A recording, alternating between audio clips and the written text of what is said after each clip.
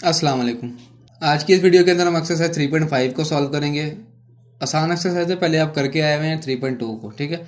Same वैसे ही है, लेकिन उसमें हमारे पास इन्वर्स और डायरेक्ट प्रोपोर्शन जो है वो अलग अलग थे, इसमें इकट्ठे दे दिए हैं। बस ये इसमें उन्होंने कहा है। क्वेश्चन की स्टेटमेंट है हमारे पास। पहला क्वेश्चन है, उन्होंने कहा है कि एस जो है वो डायरेक्ट प्रोपोर्शन है किसके जी, यू स्केयर के, और इन्वर्स प्रोपोर्शन जो है वो किसके है जी, वी के। यानी एक ही बार उन्होंने डायरेक्ट और इन्वर्स प्रोपोर्शन दे दिया। वहाँ पे अलग अलग सवाल थे, यहाँ पे एक ही बार दे दिया, ठीक है। और उन्होंने कहा है कि आपने एस जो है वो 7 दे दिया, यू जो है वो कितना दे दिया 3, और वी जो है वो 2 दे दिया। ये पहला पेयर दे दिया वैल्यूज़ का, ठीक है। ये के लिए होता है, हमने वहाँ पे के लिए पेयर बनाए थे अलग अलग, तो ये भी के लिए होगा, ठीक है। और वैल्यू हमने फाइंड करनी है जी एस की, और u दिया हुआ है हमें बस 6, और v दिया हुआ है जी 10, ठीक है। ये दूसरा पेयर वो होगा जो हमने फाइंड करना होता है, यानी s। तो पहला पेयर आपने फाइंड यूज़ करना है, s की वैल्यू 7 है, ठीक है। और पहले मैं इसको उसमें लिख लेता हूँ, s इज इक्वल टू के यू स्केयर ओवर v। ये रिलेशन बन जाएगा, यानी कि आपने प्रोपोर्शनैलिटी को क्वालिटी में चेंज कर लिया, एक हमारे पास वो बन गया रिलेशन, ठीक है।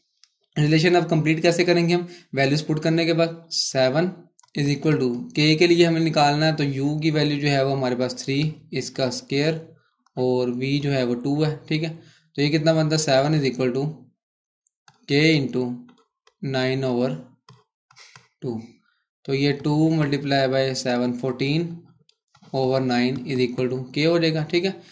के जब निकल आया तो हमारे पास यही रिलेशन क्या बनेगा, s is equal to 14 u square over 9v, ठीक है। यूं लिख लें आप। अच्छा, अब जो हमने फाइंड करना है वो करना है जी, वो क्या बनेगा, या फिर आप यूं भी लिख सकते हैं इसको, 14/9 हम सेपरेट निकाल लेते हैं, अंदर u square over v square. v square नहीं है, v ऐसे ही है, ठीक है। तो ये हमारे पास बन जाएगा, ये रिलेशन बन गया। अब हमने जो सेकंड फाइंड करना है वो एस फाइंड करना है, ऐसे ऐसे रहेगा, 14/9 ऐसे रहेगा, ठीक है जी। इसलिए मैंने इसको सेपरेट किया ताकि वैल्यू से पुट करना आसान हो जाएंगे। और u की वैल्यू जो है वो 6 का स्केयर है, और v जो है वो 10 है, ठीक है। ये दूसरा पेयर इस्तेमाल हो रहा है। अब ये वाला ख़त्म हो गया, इसका हमने k निकाल लिया, 14/9 36/10, ठीक है। 9 4 4 2 और 5, और मज़ीद ये कैंसिल हो नहीं सकते, 14 28/5, ये इसका आंसर है, ठीक है। एस निकालना था बस हमने। तो ये इसका पहला सवाल है। दूसरा सवाल भी सेम ऐसे ही है, इसका तीसरा पार्ट देखें आप। क्वेश्चन नंबर 3, उन्होंने कहा है कि जी y जो है वो डायरेक्ट प्रोपोर्शनल है x³ के, और इनवर्स प्रोपोर्शन जो है वो z स्केयर, साथ क्या है जी t भी दिया है, ठीक है।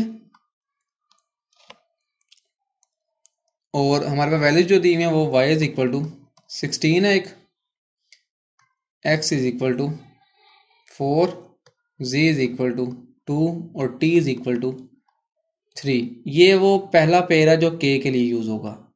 और नेक्स्ट वैल्यूज जो हैं वो क्या दी हुई है जी, y फाइंड करना है आपने, x इज इक्वल टू 2 है, z इज इक्वल टू 3 है, और t इज इक्वल टू 4 है। ये दूसरा पेयर दे दिया है, ठीक है।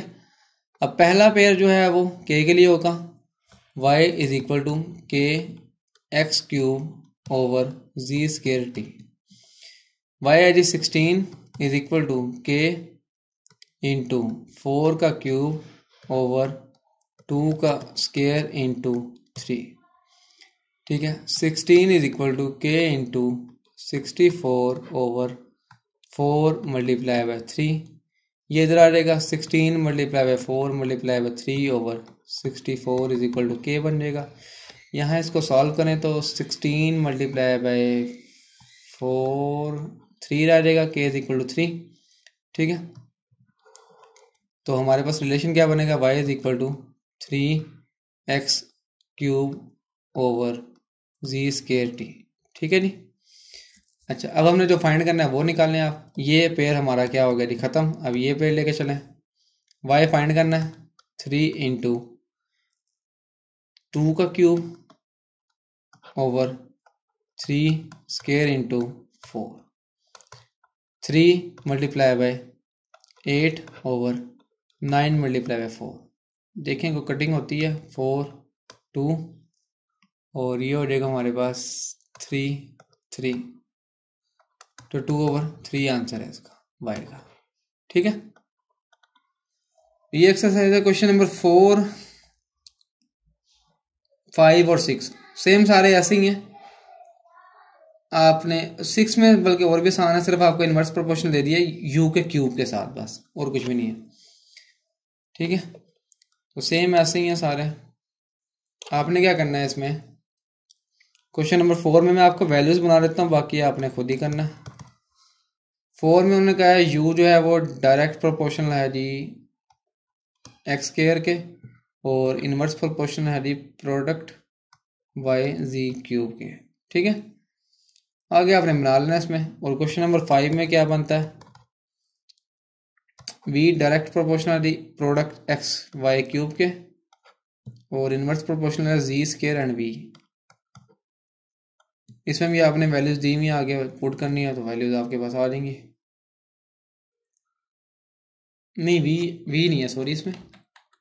ठीक है, इसमें सिर्फ जी स्क्वायर है क्योंकि v की आगे वैल्यू दी हुई है।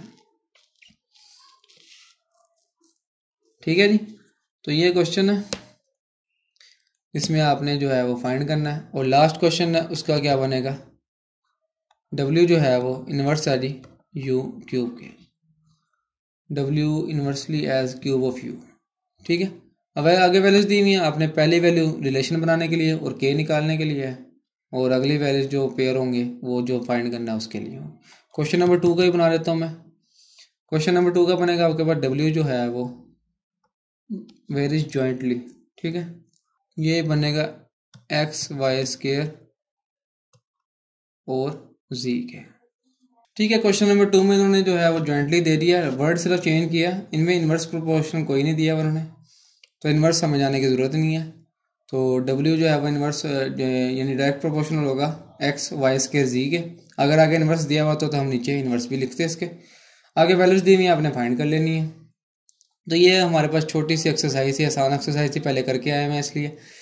उम्मीद है आपको वीडियो पसंद आई होगी। अगर वीडियो अच्छी लगी है तो लाइक करें, शेयर करें, चैनल पर न्यू है चैनल को सब्सक्राइब कर लें ताकि इस तरह की मज़ीद वीडियो जो है आपको पर वक्त मिलते रहें। मिलते हैं अगली वीडियो में, तब तक के लिए अल्लाह हाफिज़।